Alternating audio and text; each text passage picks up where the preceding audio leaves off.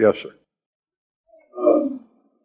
In Revelation 21 here, after the great white throne judgment, talking about New Jerusalem. Uh-huh.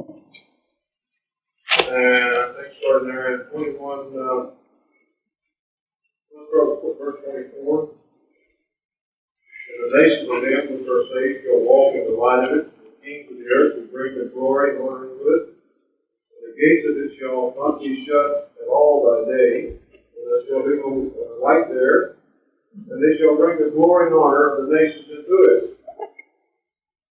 And this last verse 27 is when I like to end it good. And there shall no wise enter into anything that defileth, either whatsoever worketh abomination or maketh a lie.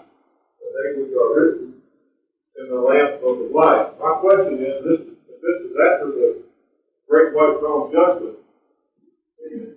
Satan, the beast, and all will be dead and then thrown in the lake of fire. Who are you for? Well, the answer to that is the passage you read is given as a warning. And that passage is giving a warning back to anybody reading this book before this stuff takes place. Now, as you've read the passage, it looks like it's chronological.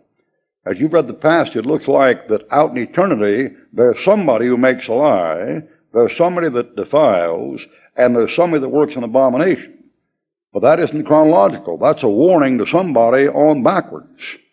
Now, I'll show you how you know that. Look at chapter 21. And in chapter 21, look at that new heaven and new earth in verse 1. In 21:1. All right, there it is. Now look at the warning in verse 8. Those are warnings placed to somebody who's reading the text. They're not chronological. They're not whoremongers, sorcerers, and idolaters, and that thing out there, out in eternity in the new heaven and new earth. Let me show you another one like it.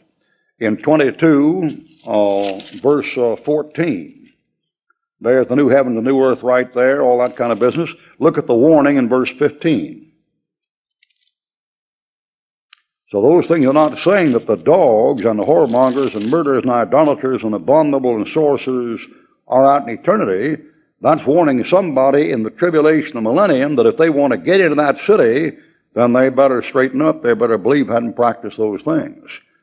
So where you read it, it's a warning to somebody in the millennium that they want to enter the city, they've got to keep the commandments, you've got to be right.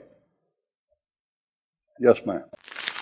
Nothing like a Bible to clear up a college education.